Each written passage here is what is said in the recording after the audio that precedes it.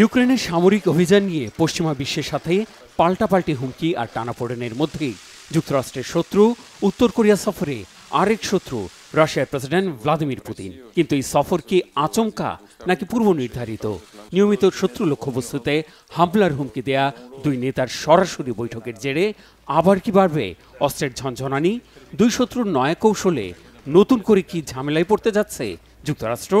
মার্কিন প্রভাব বলয়ে থাকা প্রতিবেশী দক্ষিণ কোরিয়ারই বা কি হবে? পুতিন উত্তর কোরিয়ায় পা রাখার আগেই এ নিয়ে শুরু হয়েছে বিচার বিশ্লেষণ, ছড়াচ্ছে আতঙ্ক। আতঙ্ক যে অহেতুক নয় তার একটি ছোট্ট ঝলকও দেখিয়েছে উত্তর কোরিয়া।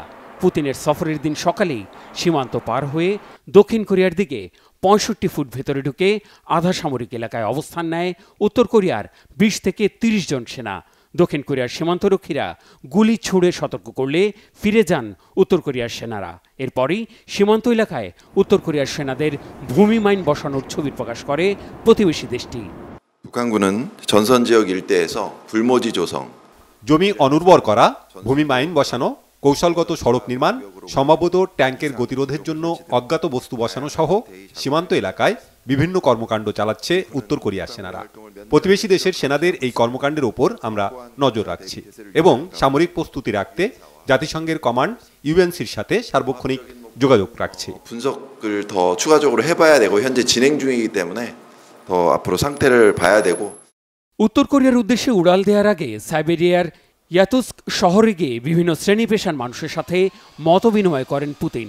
বৈঠক করেন প্রভাবশালীদের সাথে। কোরিয়ান সেন্ট্রাল নিউজ এজেন্সির প্রকাশিত নিবন্ধে দুই দেশের সম্পর্ককে অনন্য উচ্চতায় নেয়ার বার্তা দেন রাশিয়ার প্রেসিডেন্ট। জানিয়েছেন পর্যটন, শিক্ষা ও সাংস্কৃতিক খাতে পারস্পরিক সহযোগিতা বাড়বে। যদিও এতে আস্থা নেই যুক্তরাষ্ট্রের।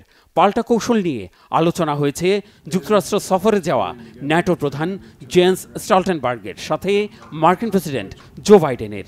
যুক্তরাষ্ট্রের দাবি, ইউক্রেনে আগ্রাসন চালাতে গিয়ে অস্ত্রের ভাণ্ডারে টান পড়েছে রাশিয়ার। তাই দুই নেতার মধ্যে নানা বিষয়ে আলোচনার তালিকায় উত্তর কোরিয়া থেকে অস্ত্র সহায়তা নেয়ার বিষয়টি সর্বাগ্রে থাকার সম্ভাবনা রয়েছে।